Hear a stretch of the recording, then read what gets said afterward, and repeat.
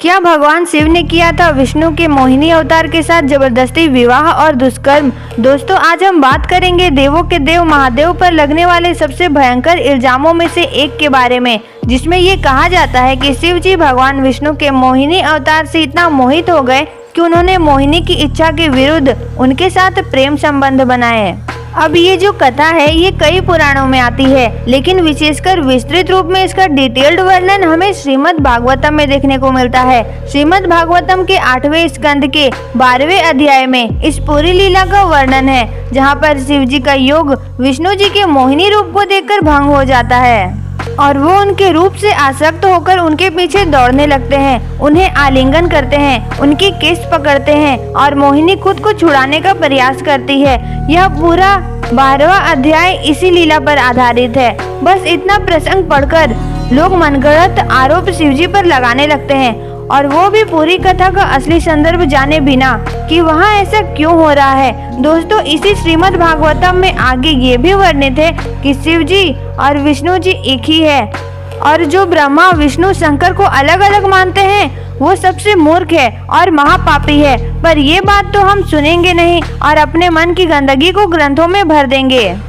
श्रीमद् भागवतम के 4थे स्कंद के 7वें अध्याय के 50वें श्लोक में स्वयं भगवान विष्णु कह रहे हैं कि ब्रह्मा विष्णु महेश में कोई अंतर नहीं है। मतलब शिव भी विष्णु जी का ही रूप है और मोहिनी किसका रूप थी? विष्णु जी का। इसलिए शिव जी और मोहिनी जी भी एक ही तत्व है, एक ही रूप है। इस कथा में जिन महादेव को लोग कामी और स्त्री आसक्त समझने की भूल कर रहे हैं वो वही आदि योगी शिव है, जिन पर कामदेव की शक्तियाँ भी बेअसर थी। पर जब उन्होंने श्रीहरि के मोहिनी रूप के बारे में सुना तो उन्हें यह जानने की इच्छा हुई कि क्या सच में कोई ऐसा रूप भी है जो उनका योग तप तोड़ सके। मोहिनी अवतार को शिवजी देख नहीं पाए थे, इसलिए उन्होंने एक भक्त के रूप में श्रीहरि से प्रार्थना करी कि मैं आपके स्त्री अवतार के दर्शन करना चाहता हूँ, जिसे सुनकर विष्णु जी गंभीर भाव से हंसे।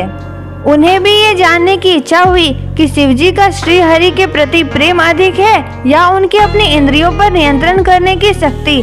इसलिए विष्णु जी ने मोहिनी रूप में अपनी पूरी शक्ति लगाकर महादेव को मोहित किया और महादेव ने अपनी आराध्य और प्राणों से प्यारे श्रीहरि की इच्छा का सम्मान किया और वैसे ही व्यवहार किया जैसा वो चाहते थे।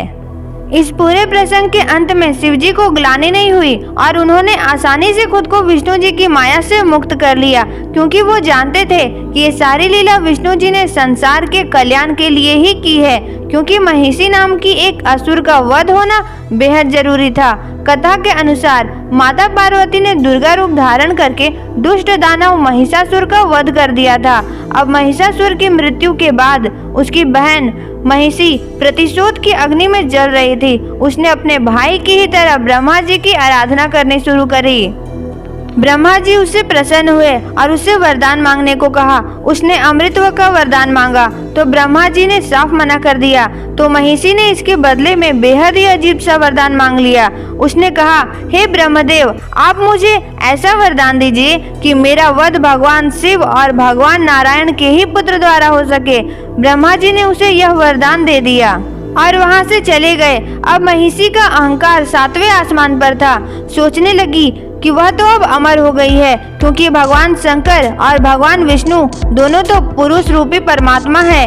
दोनों का संयोग एक पुत्र को जन्म कैसे दे सकता है? एक बच्चे के तो माता पिता होते हैं, पिता नहीं। ऐसे में इन दोनों में से किसी एक का स्त्री बन जाना आवश्यक था। इसलिए भगवान श्री हरि ने ऐसी लीला रची थी। शिव जी ने तो बस इसी लीला में विष्णु जी का सहयोग किया है। वहीं इसी लीला के अंत में विष्णु जी ने भी शिव जी की तारीफ करी, उन्हें यह आशीर्वाद दिया कि अब सृष्टि की कोई भी माया, यहाँ तक कि विष्णु जी का मोहिनी रूप भी उन्हें प्रभावित नहीं कर सकेगा। जिससे यह पता चलता है कि संसार के कल्याण की लीला जो शिव जी और विष्णु जी कर रहे थे, उसे करके वो कितने प्रसन्न और संतुष्ट थे। शिवजी और मोहिनी के संयोग से एक अयप्पा नाम का पुत्र हुआ, जिसने आगे चल के महिषी का वध किया।